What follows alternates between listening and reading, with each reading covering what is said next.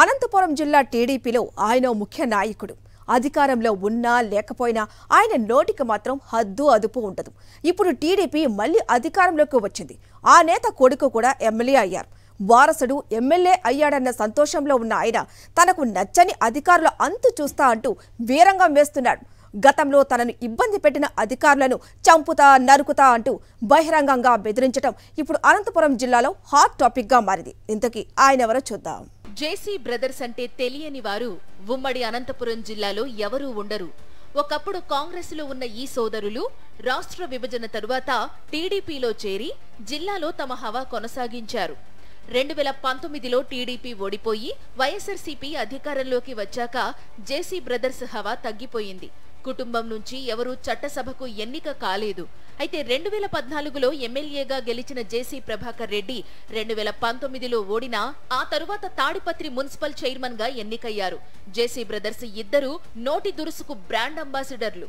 గతంలో అన్న దివాకర్ రెడ్డి ఎంతో దురుసుగా ఉన్నప్పటికీ కొన్నాళ్లుగా సైలెంట్ గానే ఉన్నారు. కానీ మున్సిపల్ చైర్మన్ అయ్యాక ప్రభాకర్ రెడ్డి నోటికి కంట్రోల్ లేకుండా పోయింది. ఇప్పుడు టీడీపీ అధికారంలోకి రావడం, కొడుకు ఎమ్మెల్యే కావడంతో ఇక మరింత రెచ్చిపోతున్నారు.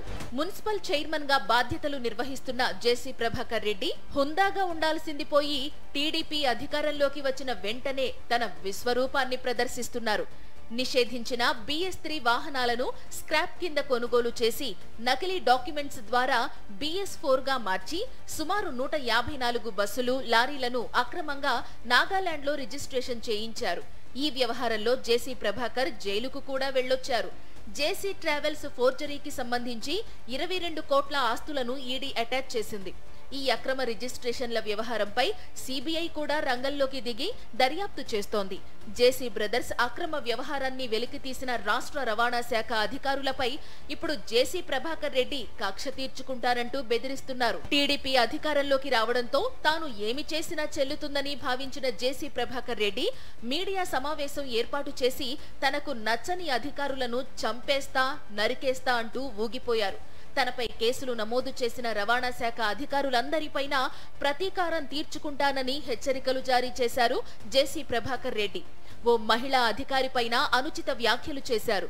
పోలీసు అధికారులు, తాడిపత్రి మున్సిపల్ అధికారులపైన ప్రతీకారం తీర్చుకుంటానంటూ వార్నింగ్ ఇస్తున్నారాయన.